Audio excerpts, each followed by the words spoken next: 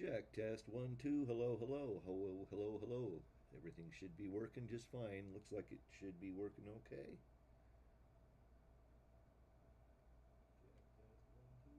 Oh, the audio seems a little low tonight. Let's see. Check, test, 1, 2, 1, 2, 3, 4. Check, test, 1, 2. Yeah, we're just a little low on audio. Let me just crank this up a little bit. Check, test, 1, 2, 1, 2, 3, 4. That ought to do it.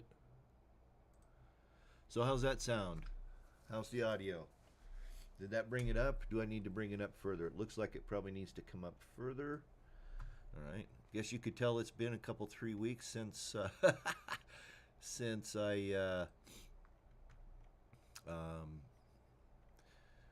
did a live, and I've fiddled with my settings. Just a minute here. I am working on the microphone right now. Just a minute.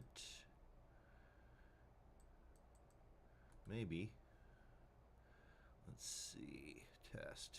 Oh no, come on, where is it? Microphone. How's the sound? Is it okay now? Check, test, 1, 2. It looks a tad low. It looks a little low to me tonight. Let me see if I can crank it up just a hair more. That looks to be as far as it's going to go. Let me do one more thing here just to satisfy my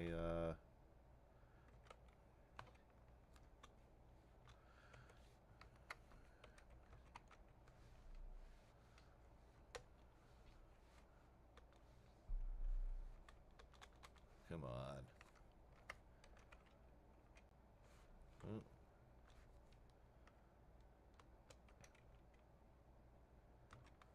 Check, test, 1, 2. Okay, it looks like about as good as it's gonna get. How's the sound? Good? Everything okay? Tim says it's still a little weak. I guess I'll just have to cozy up here and I'll do some testing and repairing another day. So how's that sound? I hope that's okay. Hi everybody, it's so good to be back after 10, 20, 20, well, 2.5 weeks or so off. I sure enjoyed my holidays. I hope you did as well. Happy New Year. I have started menopause. I guess, I don't know, because I sure am having a hot flash right now. Excuse me while I strip. Da-dun, da-dun. I need some stripper music. Just a minute here. I got to turn on one more light.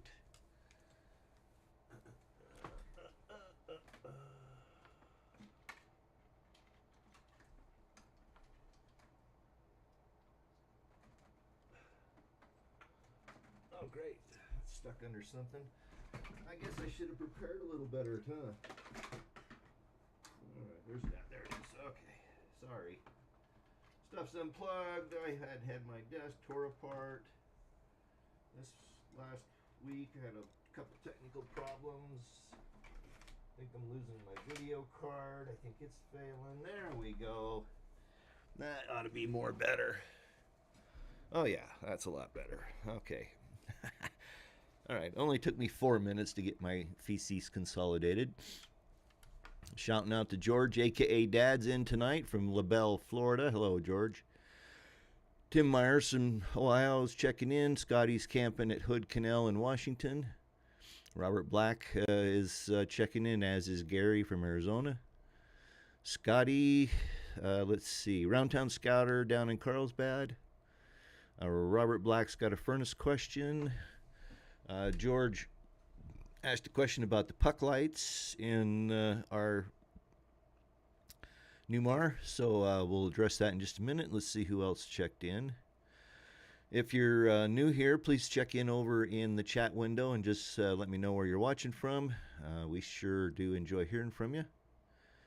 And if you have a question, of course, you can ask that in the chat window as well. But if you're shy, feel free to drop an email to trbolin@gmail.com.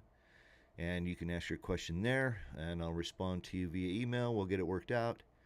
And then if I feel like it's interesting, I'll share it with the audience once we get it sorted. Let's see. Judy Kimbrough. Hi, Judy. So nice to see you here.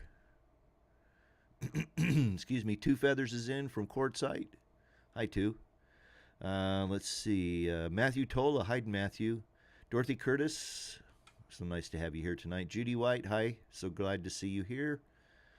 Robert's in more of Monaville, Texas. And Paul, Judy and Paul are in New Hampshire. Oh, I love New Hampshire. I probably have told this story before, but many years ago, I was the IT manager for an engineering company, and we were closing an office in, I want to say Danbury. Yeah, I think it was, I think it was Danbury, Connecticut, and we had an office up in Portland, Maine. And so we were taking some of the equipment up and driving up the interstate there. And the first exit in New Hampshire is an exit dedicated to a liquor store. I guess all the massholes come up there and buy their liquor. So anyway, glad to have you here, Judy. Okay, so George was asking a question. George has my doppelganger, or used to have my doppelganger. He still has his. I've sold mine. But there are puck lights in the overhead, and if memory serves me correctly, I think you take a small blade, like a pocket knife, or maybe a utility knife, or maybe a real small screwdriver. I don't have one here. I usually do. And very carefully get in underneath that lens and pop it out. If memory serves me correctly, I seem to remember that is how they come out. The issue with those, George, is that when they've been on a while, that plastic lens gets super brittle and it's really super easy to break. So that's really true with lights in general in RVs, particularly the old 12-volt DC lights, incandescent, I should say, because they get hot, and over time that heat causes that plastic to deteriorate, and the first time you touch them, they'll explode. I had a lens over a light in the bathroom in a old travel trailer I used to have, and I went to change that light one time, and that's exactly what happened. I reached up. It was one of those that you pinch. You pinch the lens to squeeze it in a little bit, and it comes down. And I reached up and pinched it, and it just turned to basically 1,000 pieces in my hand. It was so fragile and broken. So that's what I can remember about that on those. Just a note, George, the puck lights that you'll find over on my Amazon store, a little early for a cheap plug, but I'm going to do it anyway. There's a link in the description of this video, and you will find a page I have specifically built for the truck camper renovation, all the lighting and electrical equipment. And the AC Goo puck lights are an exact fit for those pucks in your Class A. The hole's exactly the same. All you have to do is drop the old incandescent out, put the LED plug up there, puck, and they fit perfect. It's the same exact puck I put in my Class A. There's a video on my channel for that. And then also, if you watched, let's see, I guess if you watched Sunday's video, you'll get to see me install those very same round, basically 2.5-inch puck lights in the truck camper as well. So yeah, good stuff. I really like them. Let's see. Excuse me, just one second here.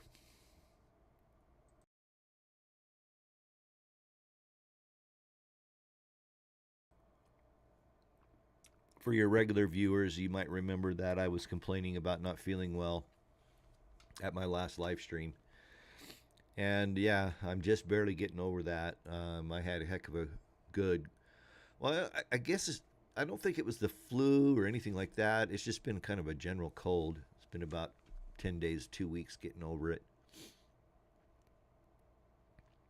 Gary, let's see. We're going to run down the comments here real quick. If you have a comment, sure, and drop it over there in the chat window. We'll get to you in just a minute.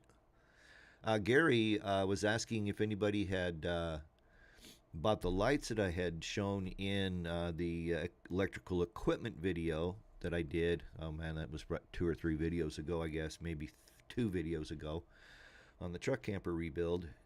And yeah, they're really neat. I don't have video. I mean, I do have video of them working. That'll be in next, not in this coming Sunday's video, but in next Sunday's video of operation. And I actually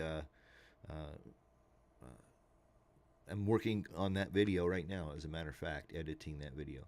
But I agree. Gary bought some, and they draw 1/10 per puck. I think it's 0.23 amps per puck. Don't quote me on that. But anyway, yeah, they draw a ton less electricity.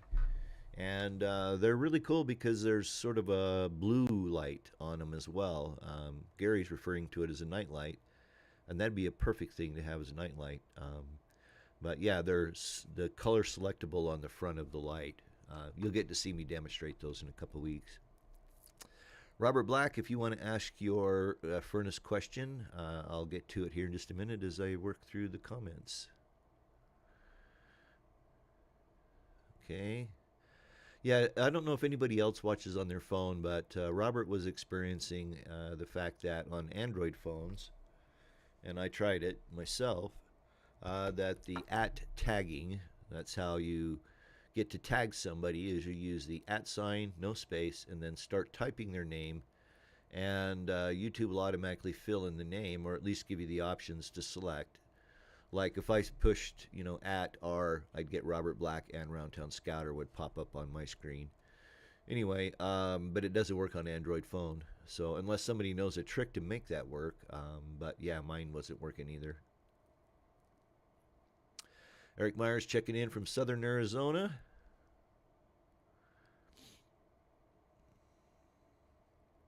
Judy's in from Alabama. So nice to have you here, Judy. Alrighty, looks like we got a lot of stuff sorted out. Scotty asks, am I running OBS? Yes. That's Open Broadcast Software. And it is a freeware. It took a little bit of work to get it to interface with my GoPro cam. But I've been so long since I did that, I don't remember exactly what it took to do it. But yeah, I use OBS and it works really good. Also, it works with this device here. I don't know if I can hold this up so you can see it. I've got it on a pretty short cable, and I'm trying to be careful with cables. Anyway, you can almost see it. Sorry about that. A Stream Deck. And that is just a USB switching device that allows you to set up and program macros, basically. And I've been using it a lot. I use it, extensively now editing video. I've got it set up to work with Microsoft Premiere Pro, which is what I use. Let's see.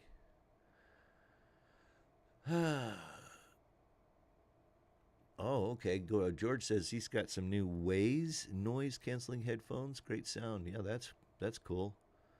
I actually got these.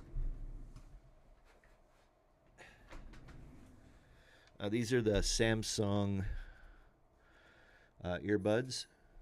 All right, I don't know to see. Can you see those?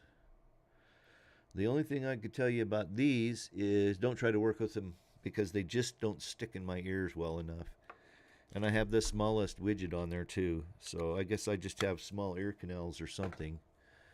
But yeah, don't try to use them when you're working. I dropped one in the grass this past summer when I was mowing. Fortunately, I was able to pick it up, but it would be a bugger to try to find.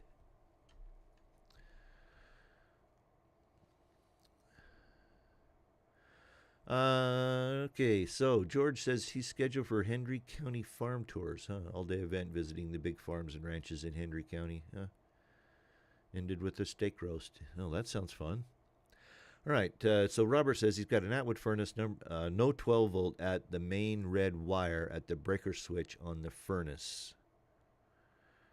15 amp fuse in the fuse panel is good. I know the two blue thermostat wires come from the AC, but does the 12 volt come from AC? It may. the thermostat in those, it depends on how it's wired, but the thermostat on those furnaces is a positive voltage thermostat. But I don't think, at least on the one in my truck camper, which was an Atwood, that the voltage goes through that to the furnace. So in other words, the question Robert was asking is that, does the main power go through the thermostat before it gets to the furnace? And that would be, I do not think it will or should. If it is, then it probably is wired wrong. I need to know the exact model you have, Robert.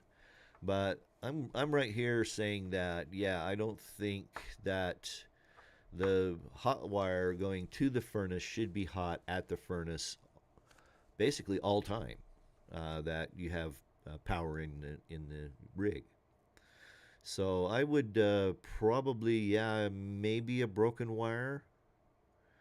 And have you got, I mean, double, triple check the fuse? You know, I mean, but yeah, otherwise it could be mice. You might have had a wire get chewed through or something like that. You can run a new wire. It's not that difficult. It is, but it isn't. But yeah, it's easy enough to run a new wire from the fuse block to the furnace. You know, you'll probably have to do a little digging through the compartments. You may have to drop the belly pans. I'm trying to remember what rig you have, Robert, and it just doesn't come to me right now. But yeah. So anyway, hope that helps, Robert. Look them up. Okay, cool, George. Yeah, I think you'll like them. I mean, I really like the ones I put in my rig. There is a video on my channel, a couple of videos around lighting that will show you what they look like in the old Newmars.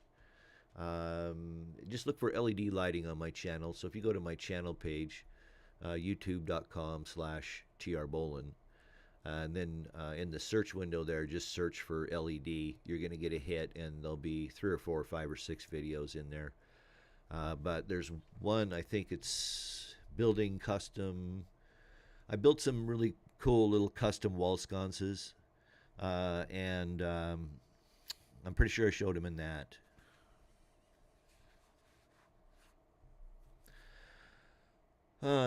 Continuing through the comments, Robert Cummington checking in from Conroe. Hello, Robert. So nice to see you tonight. Judy White says, TRR Winnebago 2015 view that at the end of our cross-country trip last year, the passenger side taillight blinker started to work internally. It's LED.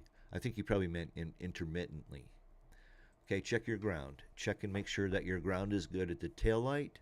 That is probably the most common cause of an intermittent is grounds being bad.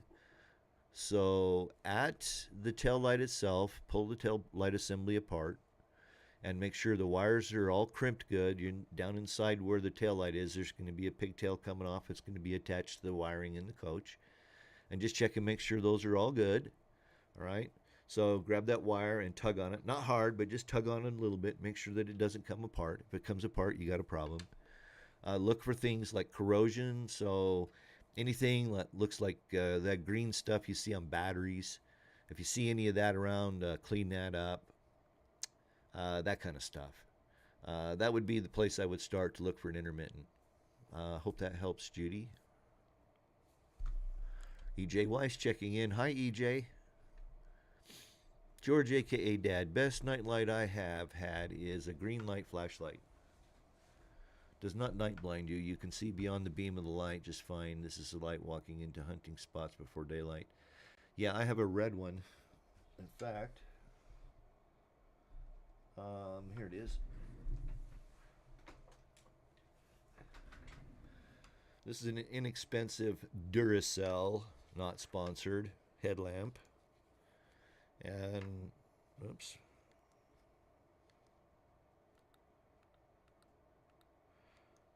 Well, there's a way to make it so it doesn't flash. Let's see, there it is right there. And that's the one I use. That's a really good night light too. It doesn't give you the light blindness like white light does. But yeah, that's cool. A green flashlight might be nice to have. Judy White, rear taillight directional for Winnebago 20. So we are trying to replace, can't find a source to buy a replacement. All right. Is the taillight itself sealed? In other words, you can't take it apart and you can't look inside of it. I can try to help you find those, Judy. There are a couple of ways that you can do that. If you look at the existing taillight, on the lens there's going to be some numbers. There may be a DOT number or an SAE number. And if you get on the internet and you search those numbers, you may come up with the part that you want. Otherwise, if you'd like, I'm happy to help you try to find that.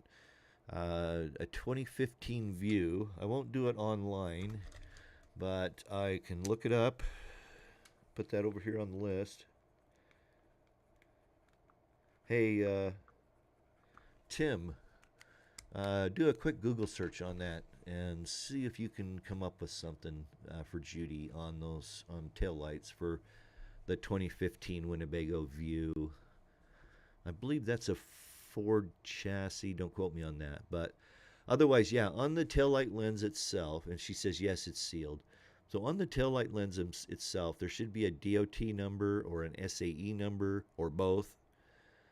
You may also find a part number on the back of it because most manufacturers, Winnebago, Newmar, all of them, they just buy lights from an OEM, okay, somebody, that makes taillights. Like, there's a number of taillight manufacturers out there. But it's very likely that you should be able to find a replacement. Mercedes? Okay, cool. And yeah, if you go to Mercedes to get that, they're probably going to go, I don't think so. Because Mercedes generally only provides the rolling chassis. And then it's up to the manufacturer to select the taillights. On the front end, because the front end is a part of that, okay, part of that rolling chassis, Mercedes would supply the headlights, turn signals, and all that because they came with the chassis. But on the taillights, Winnebago's going to go to a manufacturer and buy 20, 30,000 of them, because you might find that not only is it the taillight on the View, it might be the taillight on a this or a that. That's really common. So I know that the taillights on my 2004 Newmar Dutch Star, my Class A, I replaced them, and I found those actually at a place in Florida. There's a company out there called Super Bright LEDs. They're on the web, and they're a great source for that. And you might just give them a phone call tomorrow. Super Bright LEDs, not sponsored, but they have, they've got a huge line of LEDs. I'm trying to remember. I got the taillights for my Newmar. Gosh, that's been 2016. And I'm almost positive they came out of Florida. I don't remember exactly who I got them from. But anyway, there's, and how I found those was I did a search for the numbers that I found on the lenses. And that got me into finding the new taillights.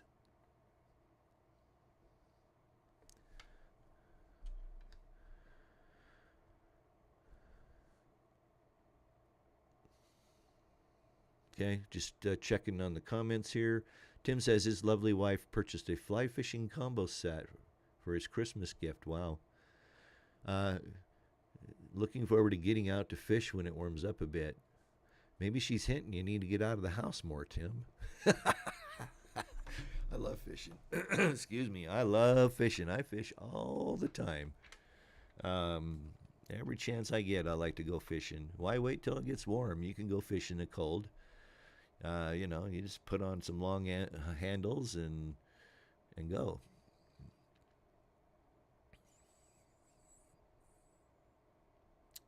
Back to the comments here. Yeah, round town scatter, exactly. Check all the connections from the 12-volt panel to the furnace. Yep. Typically, those are home run. So that's a dedicated wire that goes from the fuse block to the device itself, the furnace. So there shouldn't be any splice points in it. But what there might be is it could have rubbed through. But typically on a rub through, they'll short out and blow the fuse. A chew through, maybe not so much. In other words, if a rodent got in there and chewed the wire in half, which they will do, that could cause it not to work. A rub through typically will blow the fuse.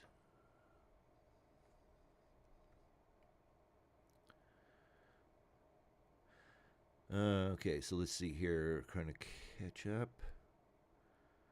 Yeah, Tim, you get out here to the west. I'll take you fishing for sure.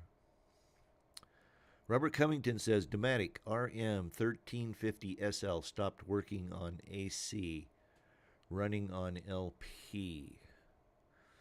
Okay, well, Robert, there are heat pencils in those, and they call them heat pencils. It's a metal tube, maybe about the size of my index finger, but maybe this long, maybe 6-7 inches long. And on the absorption furnaces, they have what's called a boiler. And so how they work is they boil the ammonia. The ammonia goes up into the top. As it condenses, it requires, it steals energy and causes cooling. And so on the gas obviously, the flame heats the boiler boils the ammonia and it goes up and cools the fridge. Then there will be a heat pencil, sometimes two, depending upon the size of the fridge. And there's a number of things that can go wrong with them. They can go open, and that's where I would start. If you have a volt ohm meter, you can search online real fast and find out what the resistance across the pencil should be. Memory serves is probably around 400 ohms, something like that, in that range. Don't quote me on that. You need to go look those numbers up yourself, Robert. But you first check the resistance across that, and if it's out of range or open, okay, in other words, open meaning that there is no resistance, that the circuit's wide open, then it's your heat pencil. And that's where I would start looking. Since it's working on gas, that tells me that all the other sensors are probably working okay. That brings us down to the heat pencil. Also check and make sure that there's not a fuse in the furnace.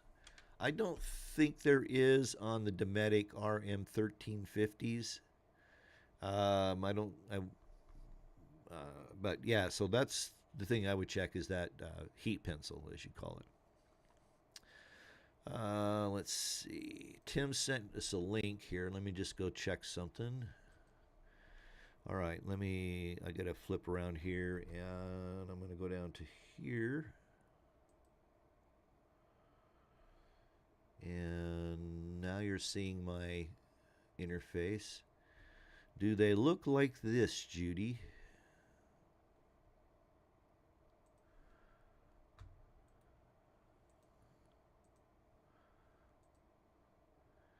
Or are they square like this? That looks a lot like the ones that were in my Class A. But anyway, yeah, if you want to answer those questions, we may be able to run you one down here. Gary says he used State Trailer Repair, which is a good company, for a few hard-to-find parts. They're pretty good.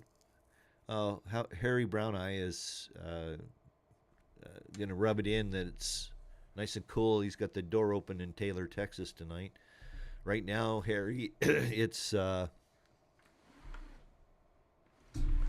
right at freezing, and we've had rain off and on all day. The last time I looked, we were up to about almost a half an inch, and we had 3/4 of an inch of rain yesterday.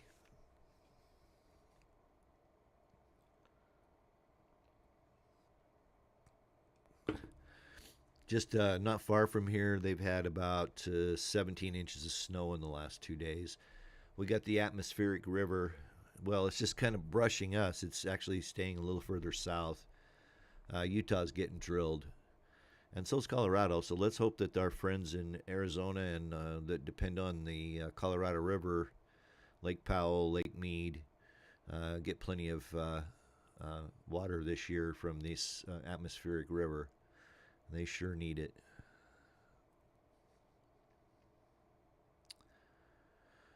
Robert says, yeah, that helps on the furnace. Pull the basement wall off this weekend and dig in. You're welcome. No worries, Robert. Okay, let's see. Just scanning trailers. Trailer stay. Tim. Robert says, okay. Scotty says, Judy, they replaced the round tail lights on their fifth wheel with the brand name Maxima LED and really like them better than the original. Just saying. Yeah, again, the SAE number, you can also email eBay. You can email Winnebago info, and they will respond in a day. Yeah. And if all that fails, just let me know, Judy. Send me an email, trbolin@gmail.com, and I will help you out, see what we can find. So if you'll hang on for just a minute here. Judy says hers are oval. Okay. I was going to go here real quick. Just let me pop this up for you. Excuse me.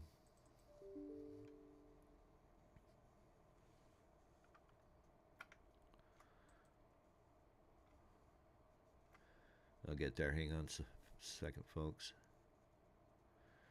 Okay, so this is the view because Scotty's out camping.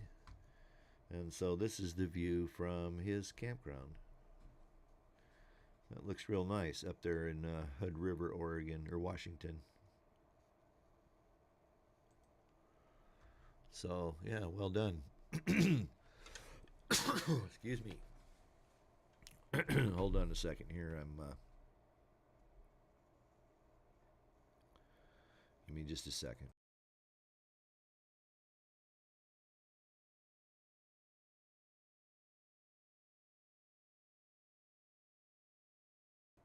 Okay, sorry about that. So it's time for my shameless commercial. If you're not subscribed, please subscribe. Ring that notification bell. Lots of great videos still to come on the channel. If you'd like to give me that thumbs up, I always appreciate those. That helps get the video ranked up and makes me feel good. So give me that thumbs up if you're so inclined. If you'd like to support the channel in another way, there's several ways you can do that. Just visit the links in the description of the video. That one of them will take you over to Amazon, and you can support the channel by purchasing stuff from Amazon through links in my videos. You don't have to purchase stuff from my store. All you have to do is go to Amazon through the link in the description, and I'll get a small commission. You'll pay the same price. Visit over to my website at terrabolin.com is always greatly appreciated. And also, I'm trying to, in 2023, do a little bit more on social media.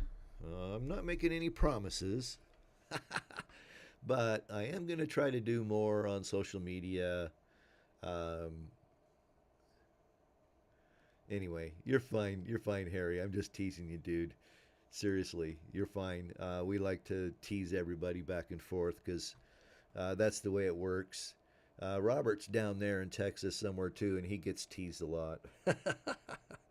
Everybody gets teased. You have to. Hey, where's Tom? I wonder where Tom is tonight. Let's hope he's doing okay. I don't think he had plans to leave. Don't be sorry, be happy. Cedar fever. That must be something that has to do with the Texas Hill Country. All right. So, yeah, if you have any questions, throw them over there in the chat window. I'm happy to try to answer your questions. Again, if you're shy or you just don't want to chat, you can email me, trbolin@gmail.com. And I'll do what I can to try to help you out. But yeah, let's see. Oh, a couple of things. Hi, Tom. He was just lurking out there. He was hiding on us. um, I did make some. I'm going to make some changes to the channel. Nothing really is too specific. Nothing that should make too big a deal. In that, I'm going to adjust the release time for my premieres to 2 o'clock on Sundays, from 7 on Sundays. I was getting a lot of feedback, particularly from folks on the East Coast and some of the other time zones. So I kind of did a little bit of research, and I'm going to go with 2 o'clock Mountain Time for uh, video premieres. Okay, that'll be on Sundays. The live stream will stay exactly the same time, 7 p.m. Mountain Time on Tuesday nights. And yeah, but I am going to be making some changes, and I'm working through the details on it right now of how the live stream works. I'm going to go into more of sort of a segmented kind of a video where the first 10 or 12, 15 minutes will be on a topic, and then probably another 10 or 12 minutes on kind of some current news, and then we'll sprinkle in answering your questions and answers, doing Q&A between those segments, and then the last half hour or so will be more open, just a general discussion. But I want to try to get a little bit more content prepared in advance for the live streams. I've kind of just been winging it, to be honest with you. But I want to do a little better job on it. And so it makes it a little better program. I'm always trying to improve. Oh, Robert Black, thank you so much for that super chat. That is so kind of you. Thank you. Your support is greatly appreciated. Oh, and Tom's wife has a birthday today, so happy birthday to Tom's wife. So happy to hear that. Totally get it. Okay, let's see. Harry's laughing good. Robert asks, "How's the pup doing?" He's all right. Did you see him wandering around back there? Is that why you're asking? Oh, you can't see the floor tonight, can you? I've got the camera, moved the camera position a little bit to try to get it away so I could see the comments. Oh, wow. Thank you, Scotty, for that super chat, man. You guys are just great. Thank you. That's, thank you. That's, I don't know what else I can say except thanks. I greatly appreciate that. It's okay. So, yeah, if you don't have any other questions, but yeah, if you have some questions, go ahead and throw them over there. It's been really quiet the last couple of weeks, YouTube wise, question wise. I was just looking back. I did have one come in. Well, I don't know that it was really all that interesting, so I'm not going to spend time trying to run it down. It had to do with. Well, maybe we will talk about this. I just won't read the question. But what the question was is that the person asked, they were having problems with water pressure. So they had moved from one campground to a different one, and they wanted to know why the water pressure was different. Well, as we all know, if we've been camping a long time, there's always going to be differences in the water pressure between various campgrounds. All right. I've been in some Forest Service campgrounds that had 60, 65 psi, and they would deliver, 20 gallons of water a minute. I mean, just huge stream of water. And then I've been in other campgrounds, typically in campgrounds like in the city, and sometimes in more remote campgrounds like Forest Service campgrounds and stuff like that, where the water pressure was really weak. However, he had a water pressure regulator, and he thought the water pressure regulator was causing the problem. But anyway, what it turned out to be is that inside of the water connection point in your RV, if you look down inside the connection point, you're going to see a little pin sticking up that's about oh, I don't know, maybe the size of the metal tip on this pin. Okay, maybe a little smaller than that. It might be metal, it might be plastic, but it's going to be right in the center. Then you're going to also probably see a spring wound around that. And what that is that's a one-way check valve. And the way the water systems work in RVs, in most RVs, is that if you're using water from the tank, that check valve has to close. Otherwise, your water system won't pressurize. All right? But if that thing gets sticky, like if you're in the West with calcium and lime and all the other stuff out here we have in the West, that valve can get sticky, and sometimes you just have to flat out replace them. But sometimes what you can do is take a small screwdriver and gently, carefully, on that tab, don't go down around the sides, because if you bend that spring, you're done. But on that tab, push it in and out a number of times. Work it in and out. And a lot of times that'll loosen it up, and that's exactly what the problem was with this person is that there was some calcium probably on that stem. I don't know. I didn't see, pictures or anything.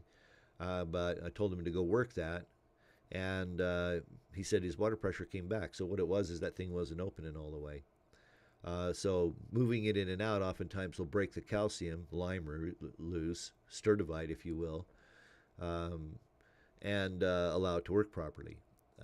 Short of that, you might have to replace it. They're really simple to replace. There's really nothing to them. And you could take it off and soak it in vinegar or, Lime Away or one of those, commercial products that are designed to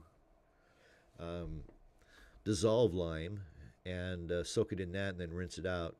I wouldn't advise, with vinegar it might be okay to put a little vinegar in there. I wouldn't advise using Lime Away on your potable water system. If I was going to use Lime Away, then I would probably remove that valve and put it in, a cottage cheese container or some kind of a bowl, and then put the solution in that and let it soak. But if you can't get it soaked out, then you're going to just have to replace it, and they're probably $15 to $20. I need one because I'm going to replace the one on the truck camper. I haven't bought it yet, so I'm not familiar with what the price are, but they're not real expensive. Kevin Coop says, yeah, he'll have to try pushing on his, use a pencil. Yeah, pencil works perfect. But yeah, you can just work it in and out. Vinegar wouldn't be a problem if you just sprayed some vinegar in and let that soak and spray it, let it soak, spray it, let it soak, spray it, let it soak 3 or 4 times. The vinegar's going to be diluted. The Lime Away technically would be too, but using vinegar in your potable water system is not going to be a problem because actually, if you're opposed to using bleach to sanitize your water system, you can use vinegar to sanitize your water system. They both work equally well. So that was that question. I just, and the reason I figured that out is because I had that problem. Actually, what I had is that I went out to turn my well, or to turn my pump on, and I could hear it running, but it kept running, and so I went out to see what had happened. And in my case, that valve was stuck open, and the water was pumping out the hose connection. So yeah, I had to, and I couldn't get it to seal. I worked on it. So what I ended up doing was I had a little short piece of hose with me, and I had to, field, bush fix it, if you will. I just took the hose to it, and then took the hose and bent it in half, and put a pair of vice grips I had on it to smash it down, and that stopped it from leaking and allowed everything to work. But yeah, that was a kind of a pain because I was at a music festival for 4 days, and there was no ready source of water. They had water. What I ended up doing was, because I ran a bunch of water out and I didn't know, was I took my big cooler, my 66 quart cooler, thankfully on wheels, and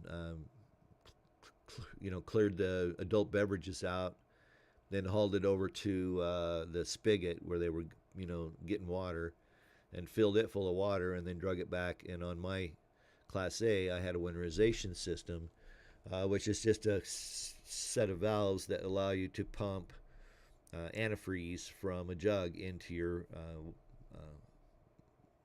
RV's water system to winterize it. But in the case of the way this one was installed was I could turn it on and pump water into the holding tank, into the freshwater holding tank. And that's what I did. Judy, you can send a picture to trbowlin, BOWLIN, at gmail.com. I'll type that in here for you so you can just copy it.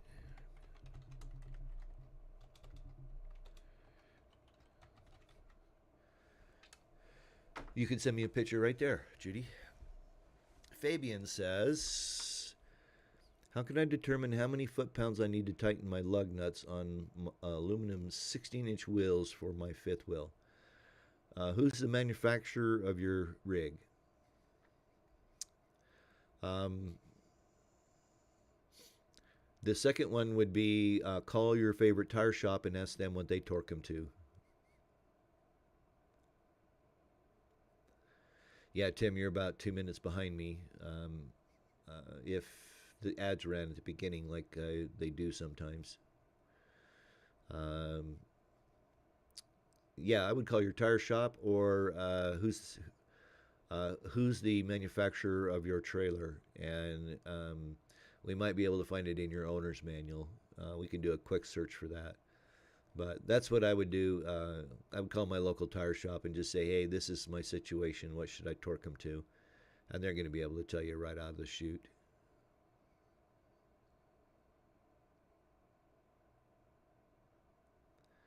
Eric, I don't know the exact number. I'll look it up for you. And but it only takes a 40-gallon, let's see, it's a quarter cup. I know the number, quarter cup per 16 gallons. So in a 40-gallon water tank, you only need just slightly more than a half a cup of bleach. And the average laundry, load of laundry that somebody does that's going to put bleach in for whitening is probably going to be a half a cup, or at least 3/4 of a cup. I wouldn't worry about it impacting the septic system at that park. But I will look into finding out how much vinegar you have to use. I know it's a lot more.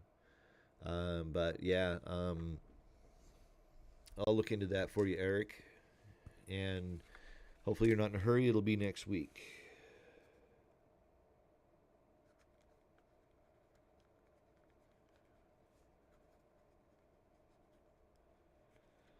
Okay. Okay, Fabian says he has a KZ.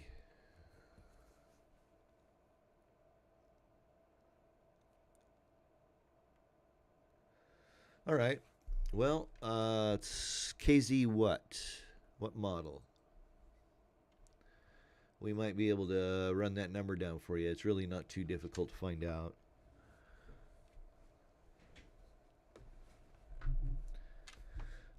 But yeah, I think if, like I say, I would just call a tire shop and say, hey, how much do I need to torque the lugs on this in this particular situation?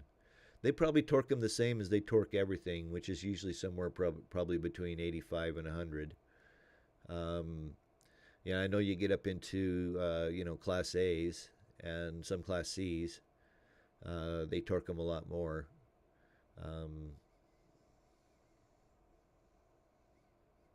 Gary D says most water pumps have rebuild kits. Yeah, Gary, you're right. The problem I've had with rebuilding a water pump is I've never been able to get one to stay leak proof, or not leak after being rebuilt. The first one, I had a problem with it in that the O-ring was ever so slightly smaller than there was a groove for the O-ring. There's a cover that went over this, and it had an O-ring seal. And the O-ring they sent with the rebuild kit, which came from the manufacturer, didn't work right. It was $26 for the kit. This is, way back in the travel trailer days, $22, something like that. And by the time I sent it back to him and got the new one, I wasn't into it as much as it cost for a new pump. So I just gave up on rebuilding pumps. But yes, you can absolutely get rebuild kits for those pumps. But um, yeah, now I just carry a spare. I have a spare pump. I had a spare pump in my Class A, especially if you're dry camping, boondocking. That can be a deal breaker. It can really ruin your day. If you're out dry camping for a week and in your second day your water pump fails and you're 100 miles from town, and to carry a spare pump, a 2-3 GPM pump, they're about $60. So yeah, I carried a spare. And in fact, the spare, I took it out of my Class A when I sold it, and I'm going to use the spare as a replacement for the pump in my truck camper. And then I'm going to pull out the working pump from the truck camper and keep that as my spare.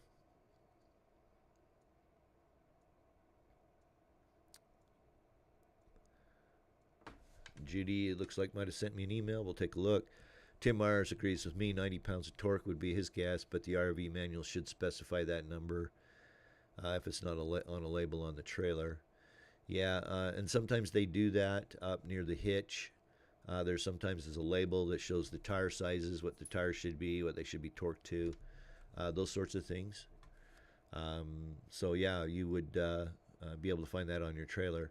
But I think just as a default, I would just call a tire shop and say, here's what I've got, and they're going to tell you what to torque them to. But I agree with Tim. Somewhere between 80 and 100 is probably where you're going to be. And that kind of depends on how much weight, how big the frame is, how much weight there is on it, and stuff like that. Let's see. I'll run over here real quick and just check and see. Oops.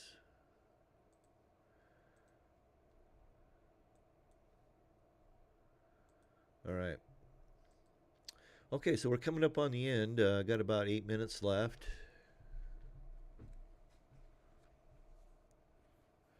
Hey, Scott, good to have you here.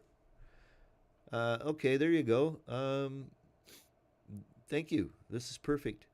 Scott says, good rule of thumb, 456 lug, 100 foot-pounds. 8 lug diesel, 140. Scotty says he torques to 105. So there we are. We're in that same range. It's a 2006 Montego Bay 37-footer. Fabian says the current tires say 80 pounds cold. They're all set at 40 pounds currently. Now, that's your inflation. That's not your torque. That's how much it should be inflated to. They look old and are starting to separate. Yeah, well, you don't... Oh, and they're 8 lug. All right? They're not... That's not 8 lug diesel. There is a slight difference there. Torquing those to 140... well, I don't know if you'd break the bolts.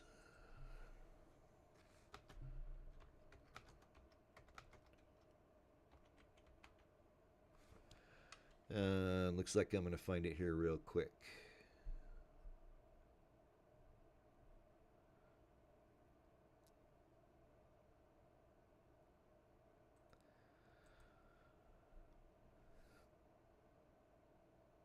Okay, according to somebody over on RV.net, the torque spec is 120. So yeah, 110, 120. That's probably going to be close enough. For sure. Yeah, 140 is 140 is a bit much on nose, Fabian.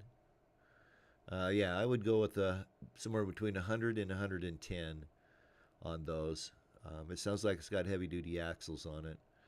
Let's see, Fabian. Okay, yeah, that was inflation, 8 lug. Okay.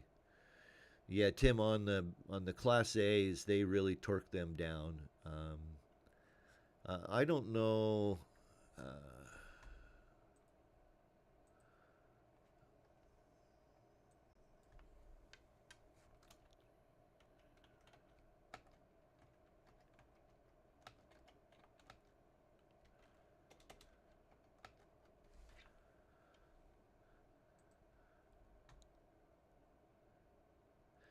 Yeah, on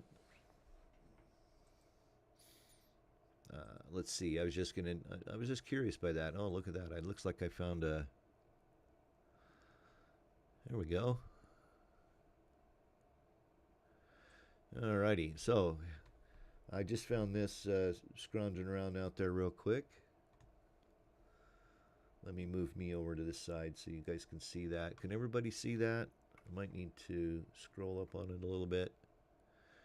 So this guy's provided us with the lug nut torque specifications, and that is pretty damn good right there.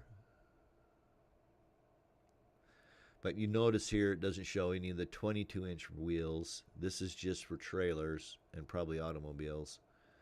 But I hope that helps. That is, I'll just grab this here and share that with folks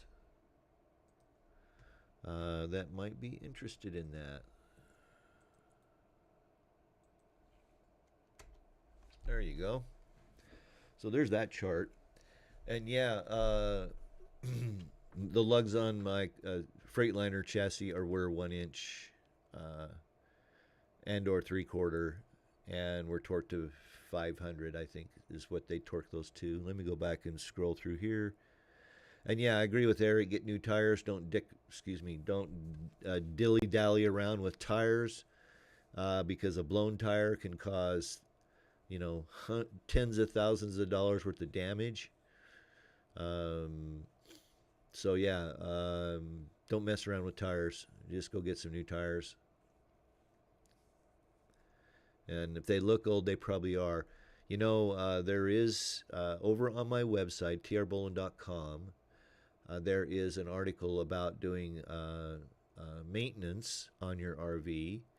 And in there, I discuss how to read the tire code, the date code on the tires. And let's see here. We'll just run over there real quick. Give me just 1 second here. We got a few minutes left. Throw any more questions you might have while I'm searching for this. And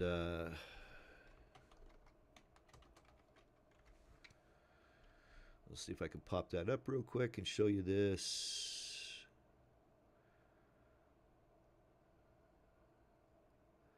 I think it was in this one.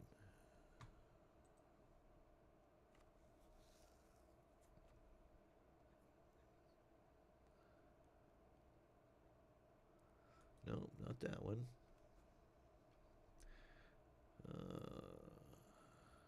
There we go. I think it's this one. Over on my website, it's called Spring RV Startup and Maintenance. And let me come down here because I know I discussed the date codes on tires. And where is that? It's a pretty content. Yeah, there we go. All right. I'm going to flip back over here to picture in picture. Let me scroll up on this a little bit. So somewhere on the tire itself, there's going to be a 4-digit code. It's usually down near the bead, okay? And it will read something like this one, 5107. So that tells you the week of the year that it was manufactured. This would be week 51, and then the year of manufacture, 07, okay?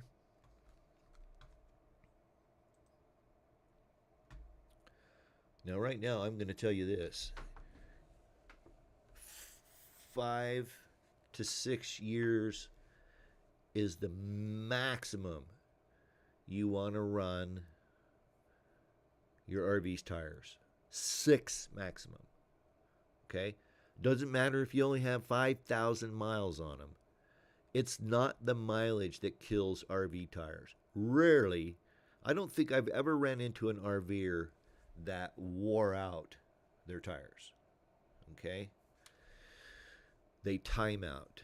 And what happens is after 5 or 6 years, they've been sitting out in the weather, the rubber starts to crack, and the first time you go rolling down the road with them loaded up, they blow. So yeah, definitely don't goof around with tires. Sage advice from an old gray-haired man. and a couple other old gray hair men that are out here. All right, I'm going to just scan through the comments here. Kevin Coop says Jayco Class A, 19 and a half inch are 150, 22 and a half inch, 450. He says he just found the manual online that said 90 to 120, so at least now I know I have a good range. Thanks, all. Thanks for that link, too. You're welcome, Fabian. But yeah, so we were in the range, 90 to 120.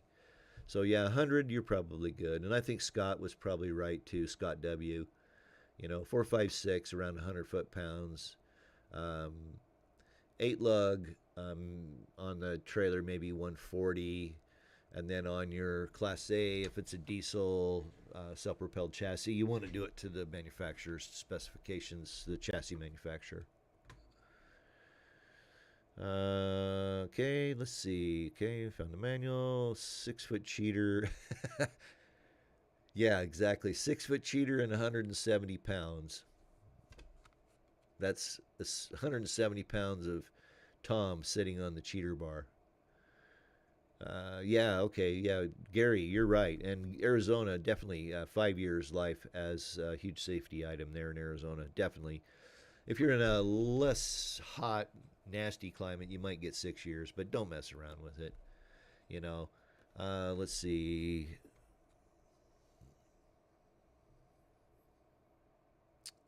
Fabian says, yes, I need new tires. Mine are 2018 Trailer Kings E-rated 7 plies. Now I'm going to buy Transeagles ST 235/85G 14 ply for 170. That's a pretty good deal. So yeah.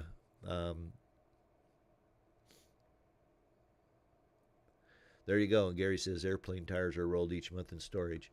Actually, if you really go over and you look at this article that I was sharing with folks, let me run back here to the beginning. So this is an article over on my website called Spring RV Startup and Maintenance, or Dewinterization. But yeah, I talk through, it's quite extensive, and I work through a lot of issues and speak to a lot of issues. One of them in that, if you store your RV, even if it's towable, you should put the jacks down and get as much weight. Don't take all the weight off of the tires, but get as much weight off the tires as you can, because that will stop flat spots on those tires. Now, those flat spots will wear out, but I made the mistake the first year I full-timed in my RV. And, I remember exactly what happened is that I was in a windstorm, and I was freaked out a little bit because the RV was really rocking and rolling. And so I got up and I put I lifted the jacks to get it back on the tires, and I left the airbags deflated. So I was trying to get it as close to the ground as I could, pulled the slides in, and just sat puckered for a while. But when I re-leveled, I didn't get all the weight off the tires. And when I pulled out that spring to head up towards Idaho, it was thumpity, thumpity, thumpity, thump for 100 miles. Eventually, the flat spots wore out. They came out of the tires. But yeah, get as much weight off of those as you can when you're in storage. You're going to be a lot happier come spring when you go to get it and go camping the first time.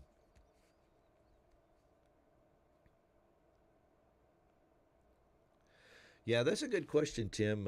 He's saying if he's trying to decide if he wants to spend the money on a 4-foot torque wrench or purchase a torque multiplier. Well, if you're a part-timer, then either way you could probably do it. I elected not to get the torque wrench.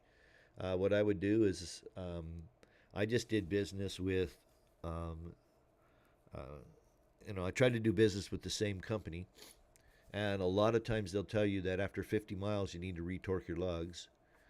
And so what I would do is I would go back to the same place and get my lugs retorqued. It only takes a minute. And every time I would go by, on my commute back and forth, summer to winter, I would go and have the tires, lugs retorqued, just as preventative maintenance. George, a.k.a. Dad, yeah, that's a good plan, George, is that he de-winterizes his motorhome by driving it north in the spring. That's a good one. All right. Well, hey, it's been great being back. Couple more weeks of working out the format. In fact, I think it's going to roll out The change in the live stream will roll out about the time I hit 100 live stream episodes. And I looked a couple weeks ago when I was thinking about this. Give me just 1 minute. I was just going to go look and see where I'm at. But I think I'm at 90. I'm well over 90, having done 90 live streams. I'm close to 400 videos, but let me just look here real quick.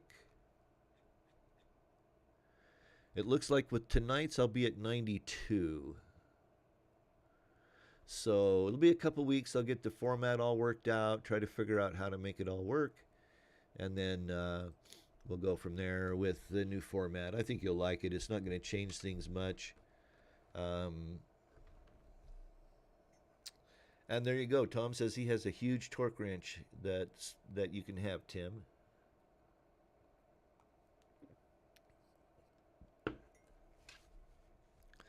Robert suggests getting the multiplier, pulling a lug 500 pounds is quite fun, yeah. When Fabian asks, when changing out his tires, do use a bottle jack under the axle or frame? That same manual says frame. Yeah, you want to do the frame for sure.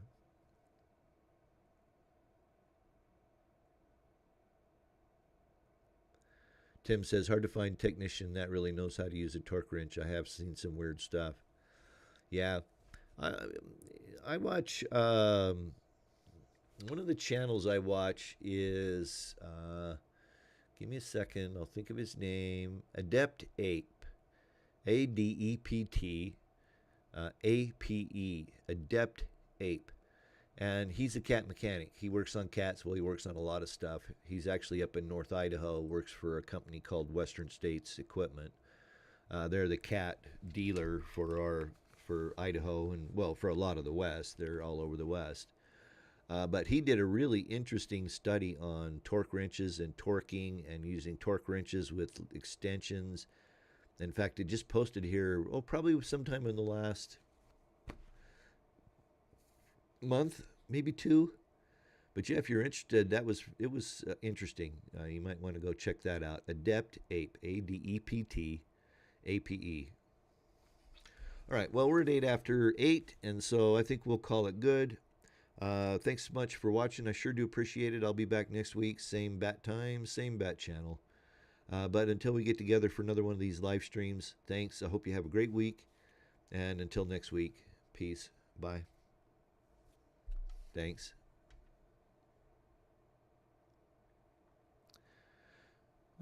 Let's see.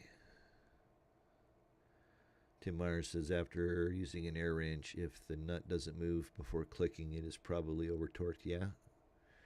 Big O and Les Schwab, I see trailers and motorhomes in there. Yeah. Good night, Tim. Good night, everybody. Good night, Robert. Thanks so much, everybody. And we'll see you next week. Bye.